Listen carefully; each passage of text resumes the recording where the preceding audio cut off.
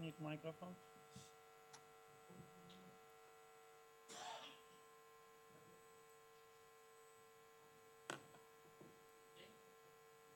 I don't have microphone.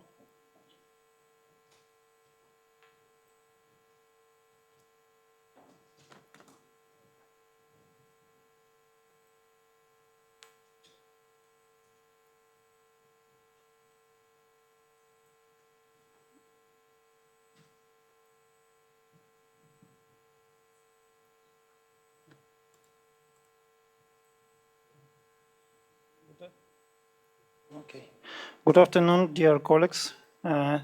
It's a great honor for me to be here. Many thanks to Vietnam Society of Sexual Medicine and the Global Andrology Forum for the invitation. Let me say a few words about myself. I work at Yaroslav State Medical University as associate professor, and my main expertise is surgical and microsurgical treatment of male infertility and other andrological diseases. Today I would like to talk about using vacuum erection devices, intracavernosal injections for treating PDE5 inhibitors non-responders. Also, I will talk about using these treatment modalities in penile rehabilitation after prostatectomy and about choosing treatment modality for PDE5 inhibitors non-responders. Let's start with management of the strategy for PDE5 inhibitor non-responders. Of course, PDE5 inhibitors the first line therapy for erectile dysfunction now, but about 30–35% of patients show no response. And what should we do in this situation? Of course, the first we should looking for the cause and eliminate it. If it's possible, it could be hypogonadism or incorrect administration. But if we don't have any cause, we should use other treatment modalities. They include low-intensive shockwave therapy, vacuum erection devices, intracavernosal injections, and of course, penile implantation. Vacuum erection devices is probably the oldest treatment option for ED we still use now. It was developed in 1874 by John King, but his device didn't have constriction ring, and for this reason it was not very effective. And in 1917, the first modern type device was patented, and it had constriction ring, and for this reason was pretty effective in treating erectile dysfunction. But there were no commercial device till 1974, and when first of them became available, some publications, some trials were published, and they showed that it's pretty effective for treating erectile dysfunction. For this reason, in 1982, vacuum erection device were approved by FDA, and finally in 1991 it became the most prescribed therapy for erectile dysfunction. What type of vacuum erection device we have now? On the one hand, we have medical grade device which approved by FDA or other authorities. It can be mechanical or electric. Electric device is more popular recent years. On the other hand, we have non-medical device which have same construction and maybe same effectiveness, but of course, if it's possible, we should use medical grade devices. How it works? If we put penis in a cylinder and create negative pressure, it increases blood and flow, and erection can be achieved. But we need to remove the cylinder, and to maintain erection we use compression ring, which block venous outflow and maintain erection. But also vacuum erection device can be used without compression ring, because they increase corporal oxygenation and protect tissue from fibrosis, and it can be used in penile rehabilitation after prostatectomy. Contraindication to use a vacuum erection device include bleeding disorders and a history of recurrence priapism. Two types of protocols: on-demand and rehabilitation when vacuum erection device used without constriction ring almost every day. Of course, erection with constriction ring is different from natural erection, because penis have a lower temperature, sensation decreased. But adverse effect is not dangerous. Usually they include pain, penile numbers, and electrolyte difficulties.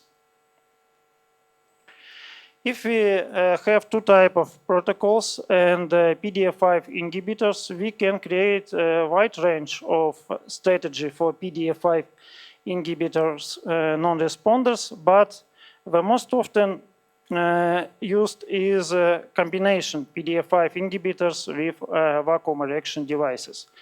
Vacuum erection device only use is not very often, and let's try understand why. This study shows that if you use a vacuum erection device in monotherapy, we can improve IIEF score by 3 points, not more, and penetration success rate less than 50%. And for this reason, vacuum erection device in monotherapy is not very effective for PDE5 inhibitors non-responders. But if we use combination vacuum erection device with PDE5 inhibitor, we can improve IIEF by 6 to 10 score, and penetration success rate is about 70 to 90%. And for this reason, combination with device with PDE5 inhibitors are more effective than monotherapy. When we prescribe this therapy, we should discuss with patients some tips. For example, trimming pubic hair improve device efficacy, and double pump technique is more safety for cavernosal tissue. And of course, maybe the most important thing, that constriction ring should be removed in 30 minutes or earlier to avoid penile journey. Let's talk about intracavernosal injections. Almost all drugs for intracavernosal injection were discovered in 1980s. First of them was papaverine. 1 year later, phentolamine was firstly used for this purpose. And in 1985, the combination was used. It's called now Bimix. And finally, 1986, prostaglandin E1 was described for treating ED. And finally, in 1989, vasoactive intestinal peptide was used for intracavernosal treating ED. How this drug work? If you say about PGE1 and VIP, They stimulate cyclic adenosine monophosphate pathway, which leads cavernosal smooth muscle relaxation and achieving erection. If we say about papaverine, it's not specific PD inhibitor and works like PDE5 inhibitors, but use two pathways, cyclic adenosine monophosphate and cyclic guanosine monophosphate. If we say about phentolamine, it block alpha-adrenergic receptor and prevents smooth muscle constriction. And for this reason, this drug is not very effective alone and usually be used in combination. Contraindication to intracavernosal injection include hypersensitivity to any component, high risk of priapism, and fibrotic or anatomical penile deformations. Also, we should remember that some drugs have special contraindication, for example, complete AV block for papaverine or coronary insufficiency for phentolamine. On this page, you can see the main information about all drugs can be used for intracavernosal injection therapy. And the first of them is alprostadil. This drug is pretty effective and has low risk of priapism. And also, one important thing that it's on label drug approved by medical authorities, and for this reason we should use it as first-line intracavernosal therapy. Of course, combination bimix, trimix, quadrimix are more effective, but they also have a higher risk of priapism. And for this reason, they can be used as second or third line therapy. If you say about papaverine, is not very effective, but have a higher risk of priapism, and for this reason shouldn't be used alone, only in combination. And Invicorp is a promising drug, but it's available only in limited markets, and for this reason, it's not popular now. When we prescribe EICI therapy, we should also select appropriate dose and teach patient self-injection technique. And usually it takes 2 visits. The first for select dose and the second for teaching. During the first visit, our goal achieving erection with Hardless score 3 or more and duration less than 60 minutes. And if we use alprostadil, we start with 2.5 microgram and add 2.5 to 7.5 microgram if it's not an effective enough. During second visit, we should to teach patient self-injection technique, and usually we start with rubber penis model, and when patient makes injection under doctor's supervision. Key points for patients who will perform intracavernosal injection include first of them, injection should be done in lateral aspect of penile staff. Place of injection should be pressure for a few minutes after it. And the most important thing that this patient shouldn't use it more often than 1 time per 24 hours and 3 times per week. And of course, if erection lasts more than 3 hours, he must looking for medical help. Sometimes ICI therapy doesn't work, and there are a lot of reasons for it, but the most often it's a wrong technique of injection, and in sometimes it's a problem with medication, for example, wrong keeping. If we say about adverse effect of ICI therapy, the most often we can see hematoma or pain, but it's not dangerous. More important that sometimes we can see fibrosis, but now we don't have enough, don't have evidence that ICI therapy leads to clinical significant fibrosis and Peyronie disease. And the most important complication of ICI therapy is, of course, priapism.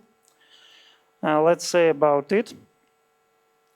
If erection lasts more than 2 hours but less than 4 hours, we call it prolonged erection. In this case, we should recommend patient perform physical activity or cold compressions. In some country, for this purpose, use oral pseudoephedrine. But if it's not enough and erection lasts more than 3 hours, we should use intracavernosal injection of phenylephrine. And usually it's enough to stop erection. But if it's also don't work, we should use other options for priapism, like blood aspiration and surgical treatment. I would like also say a few words about penile rehabilitation after prostatectomy. Of course, the most important protocol is PDE5 inhibitors only, but in some cases we also can use vacuum erection devices or intracavernosal injections or their combination. But if we say about vacuum erection devices, usually use rehabilitation protocol 1 to 3 times per week and 5 to 10 minutes per session. But if we say about intracavernosal injection, we usually perform injection 1 to 2 times per week, and usually we start with alprostadil, but if it's not work, we can use bimix or trimix. The next point is role of patient satisfaction in treatment decision making. If we on this page you can see patient satisfaction with different treatment modalities, and we can see that patients are more satisfied with penile implants than with intracavernosal injection and vacuum erection devices. And let's try and understand why. If you say about vacuum erection devices, after 3 months therapy, only half patients use these devices. And a main reason for it include ineffectiveness, inconvenience, and some other one. But if we say about intracavernosal injection, this situation is more dramatical, because after 6 months, only 25% of patients still use these treatment options. And the main reason for it is inconvenience of administration. And what should we do with this information? Of course, we know that current guidelines don't recommend to use traditional three-line model for treating erectile dysfunction. They suggest using concept of shared decision making. It means that we should discuss with patient all treatment modalities for this case, and he should decide which of them will be the best for him. And in conclusion, let me sum it up. Vacuum reaction device PDE5 inhibitors in non-responder achieve 70% successful penetration versus 46% with vacuum reaction device alone. And intracavernosus ejection provide 70 to 90% efficacy. And we should use stepwise approach with alprostadil bimix and trimix in practical. And adherence is pretty poor. Most of patients discount vacuum reaction device therapy and ICI therapy within 6 months. And of course, treatment choice should not be limited vacuum reaction device of RCI. Penile prosthesis should also be considered. Thank you.